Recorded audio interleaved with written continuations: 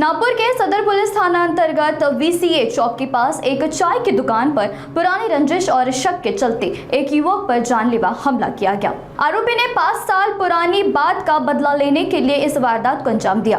घटना रात करीब 9:30 बजे की है, जब फरियादी अपने दोस्तों के साथ VCA चौक स्थित मोहब्बत चाय की दुकान पर चाय पीने गया था। उसी दौरान वहां आरोपी जावेद बगदादी पहुंचे। पुलिस के अनुसार आरोपी को यह शक था कि 5 साल पहले फरियादी की पत्नी के साथ अनैतिक संबंध थे। जैसे ही आरोपी ने फरियादी को देखा, उसका गुस्सा भड़क उठा। आरोपी ने नारियल काटने वाले चाकू से फरियादी की पीठ पर ताबड़तोड़ हमला कर दिया। इस हमले में युवक की पीठ पर गंभीर चोटें आई।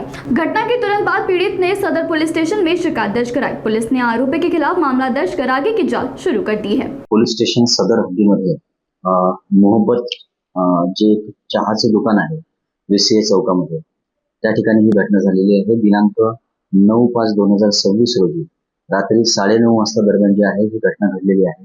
यामध्ये फिर्यादी जे आहे ते वकार हक राहणार हे जे आहेत मानकापूरचे आहेत आणि हे त्यांच्या मित्रांसोबत जे आहे सदर ठिकाणी जे आहे ते चहा पिण्यासाठी जे आहेत ते आलेले होते।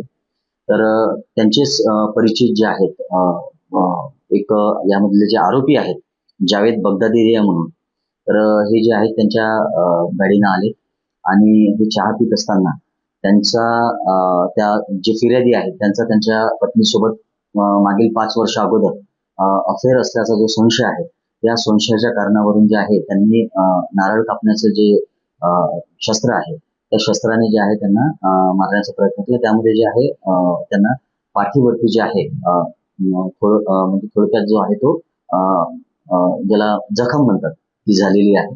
त्यामध्ये जे आहे पोलीस स्टेशन सदर या ठिकाणी जे आहे कायदेशीररित्या जे आहे ते गुन्हा दाखल करण्यात आलेला आहे आणि पुढील तपास जो आहे तो सुरू आहे।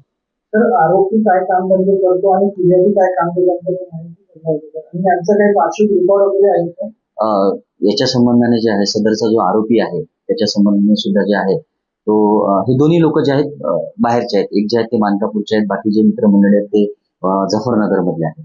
तर त्या पद्धतीने सुद्धा जे आहे पोलीस जे आहेत शोध घेत आहेत आणि त्यांच्यावरती जे आहे कायदेशीर कारवाई जी आहे ती करण्यात येईल।